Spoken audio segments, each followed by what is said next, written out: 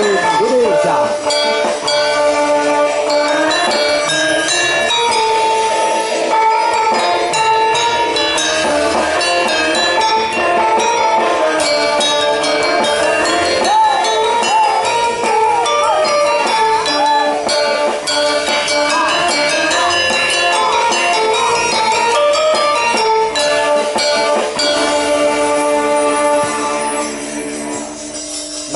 Kusuma iki sepatutnya kudu kanggo musik.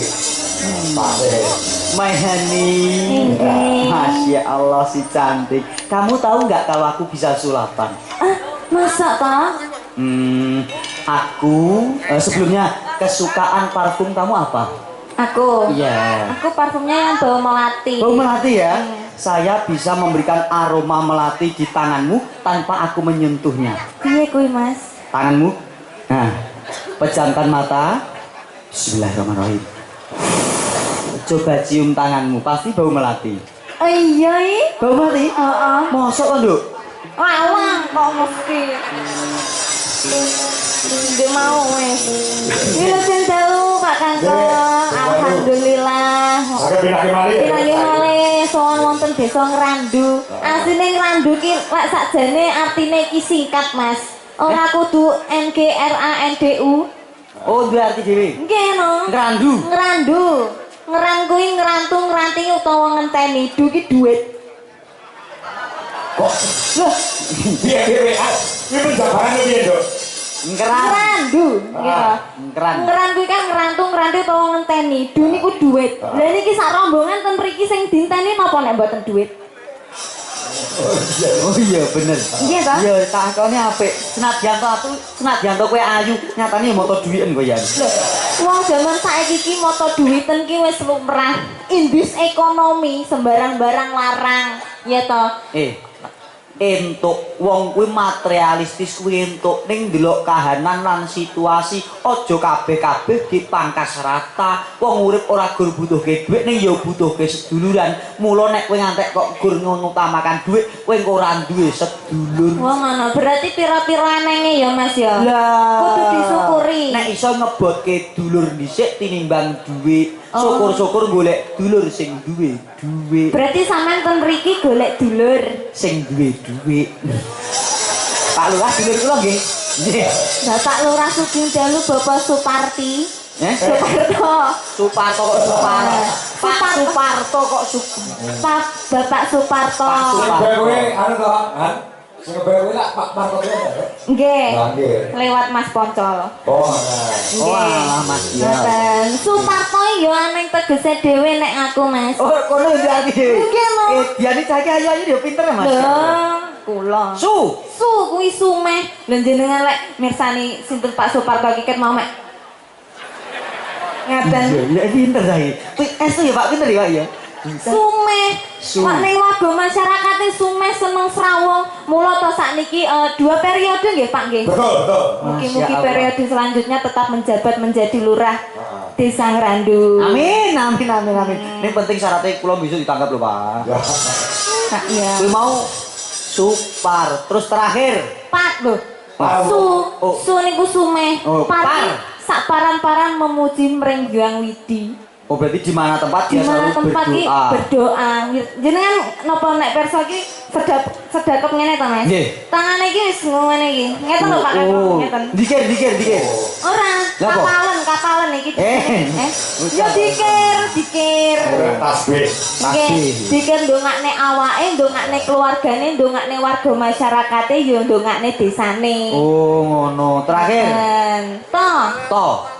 To kuwi Toto Karto Tentrem lan Raharja. Toto Karto Tentrem lan Raharja. Oh, iya. Mula Desa Ngrandu menika dados desa ingkang Toto Karto Tentrem lan Raharja mergi kan dipimpin Bapak Suparto.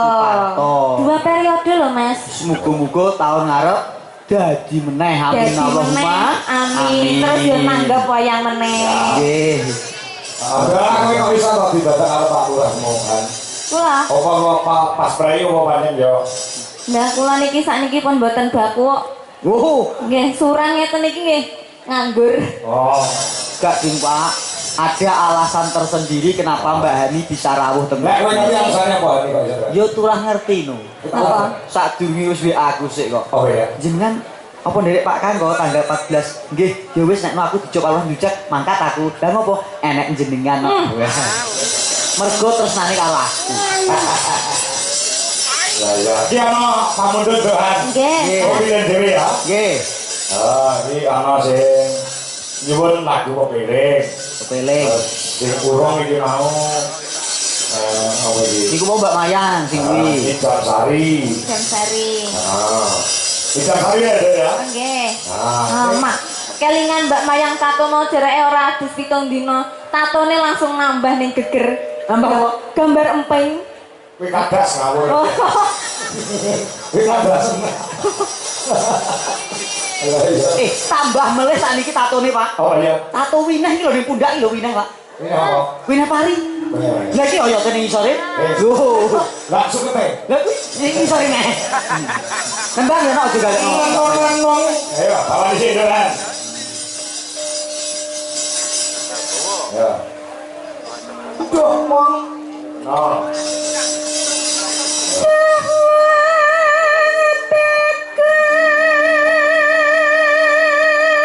Dalem. Nek jenengane bladus kok. Bladus kok men.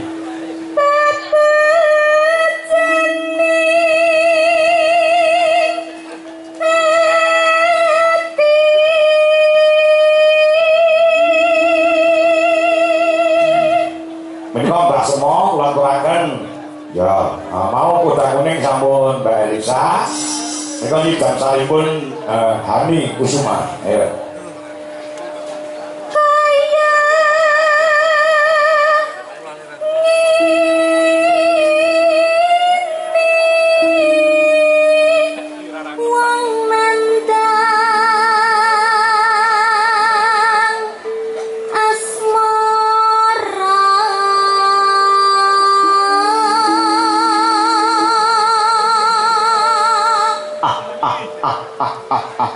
Ini kemarin kok gandrung ini. Aku gandrung ini, Pak. Iya no. Sing seneng aku apa sing seneng ini? Seneng sing wedok. Oh, berarti aku sing seneng ini. Oh. Jane megah aku jane. Kok wegah mau elek ngerapek-ngerapek. Iya cahayu. Alah ayune tupuk undung Masya. Apa to awakku dhewe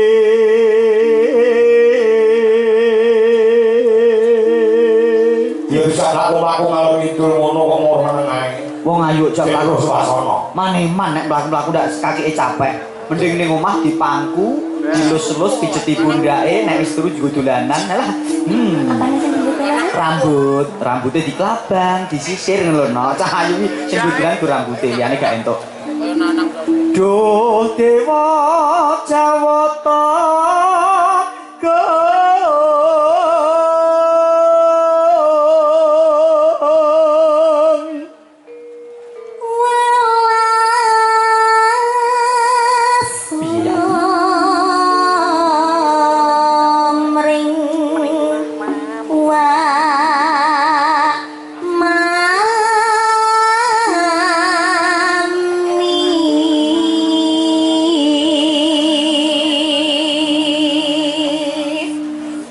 besok kapan katekan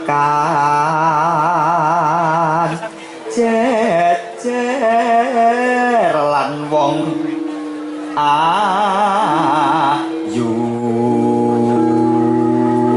Waduh, Masya Allah, Pak Lurah aku gak mbok bayar gak popo. Tenan Pak, sumpah lho, aku ora mbok bayar ikhlas. Yo Pak Kanggo yo. Kae. Pak Kanggo. Apa? Ngerti kok Pak? Apa? Ayem Pak piyu. Alah, gak ani ngikut rene kowe pengen kowe. Alah. Ora mungkin kowe kuat mangku. Alah, iki lho. Ya iki lho keluyane dagelan Bang Dalang iki. Nek dagelan iso mangkung sinden, dalane gelem ora gelem yo ngedep debok. Ora apa-apa Pak, debok lah yo halus. Ya aja kok lus-lus halus e Pol Pak kuwi. Debok ya halus. Halus to. Halus. Ya guremane gak iso ngentut.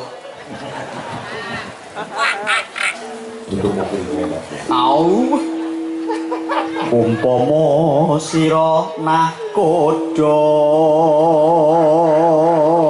rasanya piye rek maku hari kusuma piye rasanya lain bedane ngono lain bedane nggon ketebalan dan juga kemantangan Treno ya diganjel sepon nek mulai. ku mau lho Sepon kuwi. kayak bocah gua ketebalannya masuk pada ngono lho Sepon lolong tanpa prau sasatra den patri ayo bareng karo bareng nyidam Nidam Sari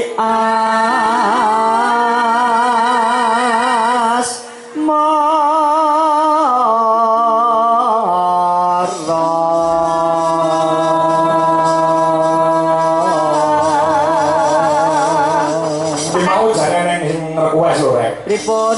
anu mbok sekali-kali anu Mas Garing iku kondalan Lah, ora usah ngono to, Pak. Kula iki menghargai jenengan. oh iya Nggih, ngono aku mayang kek piyai kene do pirsa. Yo lah tek wayangane apik garingi, kok sok tau ngarep nanggap aku. sing gareng gede pakanto. Kok mosok kula enggak. aku bakong aku wis sakelas lah pemaku dadan bakong iki wis sakelas karo bakong blondor Ning nek upama kula entuk usul, Apa? jenengan aja mbagong, lah apa kebagusan. Jenengan nogok. Kok ki lambene ombo ya. Ya. Lah ki mau wis digawe karo Pak Lurah. Nggih. Ini karo Mbak anu Mas Garing. Nggih. Kon ngebake jam 3 mergo selain ruwat ya ndelok bal-balan Spanyol karo Lah, kok yo rono meneh. Jenengan fokus. Rasane ya panjang. Engko ge fokus ya streaming. wis siap. Fokus.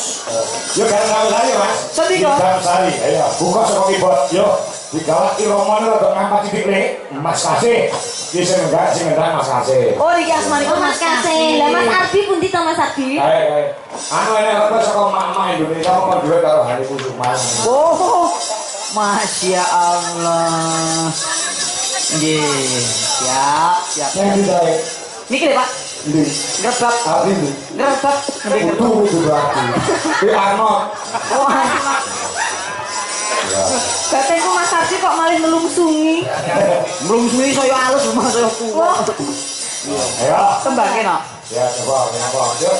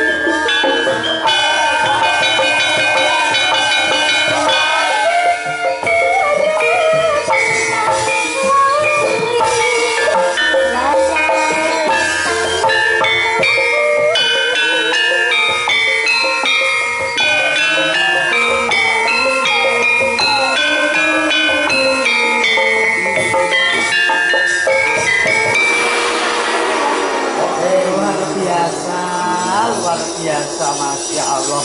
Mereka giliran pun Pak Camat, Mas Gareng. Oh ngaten. Tadi pun jadi kalau Pak Lurah. Iya. Panggung. Mau pas acara sambutan lah durung. Paling Sabtu. Nggih.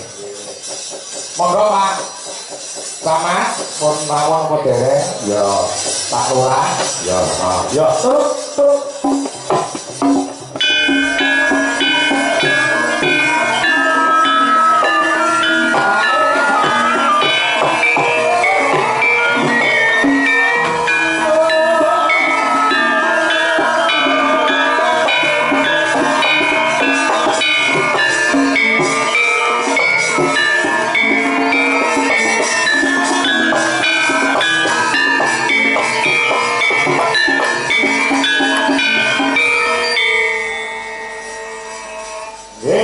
Dalu Bapak Camat. Dalu nggih Anom Dwijo Kangko. Nggih, monggo. Derek sasono so panci pandhaya sura kula aturaken Pak Camat, monggo. Bismillahirrahmanirrahim. Wassalamualaikum warahmatullahi wabarakatuh. Waalaikumsalam. Alhamdulillahirabbil alamin. Wassalatu wassalamu ala asrofil anbiya'i wal mursalin wa ala alihi washabihi ajmain amma ba'du. Engkang kula hormati para alim, ulama, para sepuh, bini sepuh, haji sepuh, Pak dan Ramil Kauman, yang kami hormati Bapak Kepala Desa Sekecamatan Kauman, Pak Lurah Hadisanan ugi yang kami hormati, Bapak Ibu tokoh masyarakat, sedaya kemawon lembaga desa, lembaga kemasyarakatan desa, Bapak Ibu sedaya warga Desa Randu ingkang kami hormati. Alhamdulillah wonten dalu menika saged makempal manunggal wonten halaman Balai Desa Randu menika wonten acara bersih desa wonten Balurah nggih. Bersih desa ngawontenaken ringgitan wonten dalu menika alhamdulillah saged kalampahan. Mugi-mugi kanthi acara menika sedaya masyarakat Desa Ngrandu semakin guyub, semakin rukun. Amin. Amin. Nggih. Terus pandonga wonten bersih desa menika sedaya dipun paringi lancar rezekine. Amin. Allahumma amin. Panjang yuswa. Amin. Makmur desanipun. Amin. Mbok bilih makaten kemawon kasaged kula aturaken. Bila taufik wal hidayah. Wassalamualaikum warahmatullahi wabarakatuh. Waalaikumsalam warahmatullahi Pak wabarakatuh. Lurah dari napa? Pak Monggo Pak Lurah. Nggih, sugeng dalu Mbak Dalang nggih. Nggih. Sugeng dalu sedoyanipun nggih. Nggih. Niki ngeten Pripun? wektale bangsa kedangan nggih. Nggih. Sakjane nggih kula ki ngendikane nggih wiraswara. nggih. Woi. Tapi dalu niki kan pun kerjasama kalih Mas Gareng, Mbak Elisa, Mbak Hana nggih, Hani, Pak. Mbak Hani nggih. Terus ngeten. Keranten pun kerjasama nggih. Mas Gareng sak kanca kajenge kerja, kula nggih mandhap. Ngoten nggih. Kan kerjasama nggih. Ngoten nggih, nandalan. Pangapunten. Nggih. Pangapunten kados mangke kula wakilne Mas Gareng kalih Mbak Elisa kalian Mbak Hani. Sing ngrantos penontone sing dirantos niku mboten kula soalé. Ngoten Mbak Dalang nggih. Matur suwun kula tak mandhap. Nggih. Pangestunipun nggih Pak. Pun toh mboten sare kaya ngoten niku rek kaya kalih sinten to Pak. Kula kalih jenengan Rayus. Pak Gareng kula diwakili Pak Lurah nggih. Oh ngaten, mboten menapa Pak. Oh ngaten, nggih. Matur mbah nuwun nggih Pak nggih. Berkah-berkah barokah, Masya Allah. Masya Allah, dadak nambahi Pak Camat ya Allah. Mas, mbah nuwun nggih Pak Camat, mbah nuwun Pak Lurah. Masya Allah, nggih. Nggih mikir Nun sewu niki parian sekedap. Parian? Pak Gareng. Teng Pacitan tuku beras. teng Pacitan tuku beras cakep. Mugi-mugi sing suka parian, sing seneng parian enggal waras. Amin ya rabbal alamin. Artine ngerti ora nek kowe dianggap gendeng.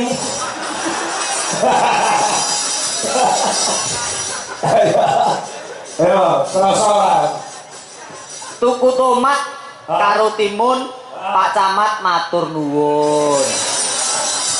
Nggih, niki bebingah saking Pak Lurah kalian Pak Camat matur sembah nuwun. Nggih, Masya Allah luar biasa. Ya diselingi iki no. Siap. Si mayang tato iki mau. Nggih, Pak mundutanipun napa niku wau? Sesi Jumat. Oh iya, siap. Ayo mayang tato, doane mayang tato dari. Mayang tato. Wis ganti meneh to? Ya, jenenge kok gonta-ganti to. Karo men anu ge dikandani karo anu sapa jenenge kuwi Opa. Oke. Nah, Kene Cahayu. nek Opa ku ora nganggo tato. Oh, dereng kok, Pak, dereng.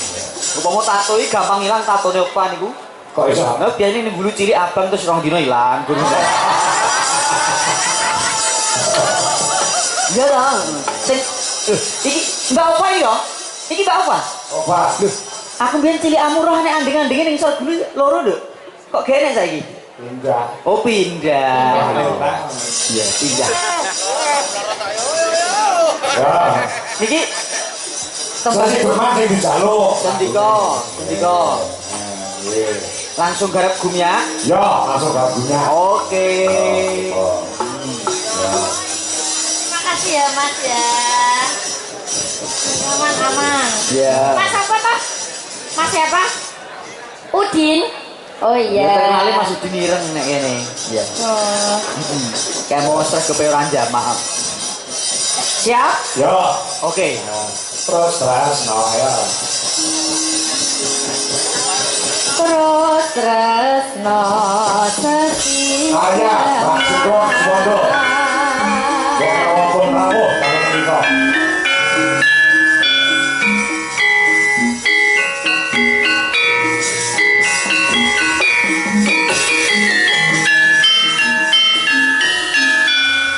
Yo. Luwih becik pandangan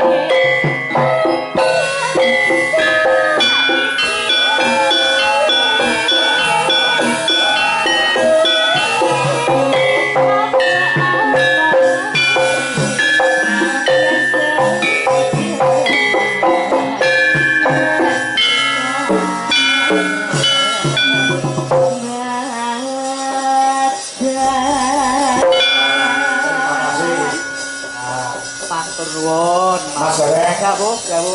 Anu, ini beberapa hari Mas Ardi ini orang mangkat. Oh ngaten. Lah oke sing berpendapat dikira tak pecah. Astagfirullahaladzim. Ardi boten mangkat telung bengi ini nopo dipecah mangan kok. Lah iki mumpung jayane kon omong dhewe nganti parane telung dina lagi. Lah. Di asal ngene. Arjuna ini duwe selaras Indonesia. Ya. Ngono ya. Ayo. Ya, ya, apa saya? Liwun. Mas Adi. Ayo, kene monggo Mas Adi. Ah, kiai kok badise. Support musik Mas, Mas. Ya. Kasih sepoto. Yo, kasih support untuk Mas Ardi. Muhammad Ardi Albertus. Hah? Sama kok bulat. Siap? Ya. Asih dulur. Nah, ibu-ibu yang besok.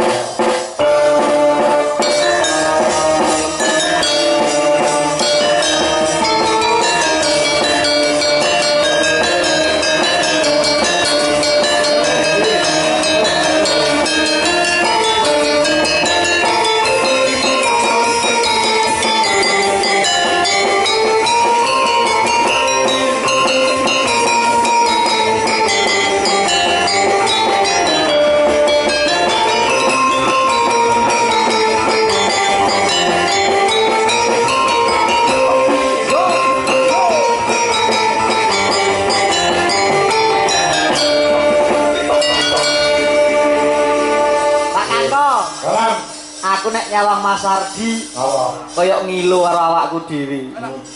Ngilu. Maksudnya gandenge padha. Padha plek. Ya ya. Nggih.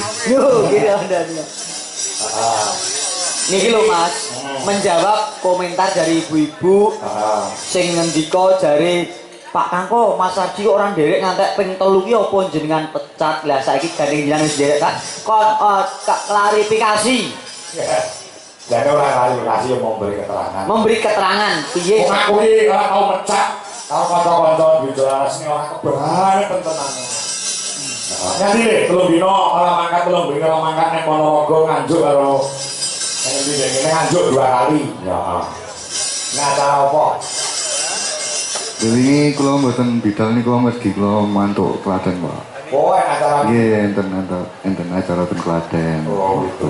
Soalnya kan tanggal 10-11 nih kan bajutan. Iya. Mboten mantuk nggih pun. Oh. Oh, akhirnya jadi pamit rong dino. Ah, iya.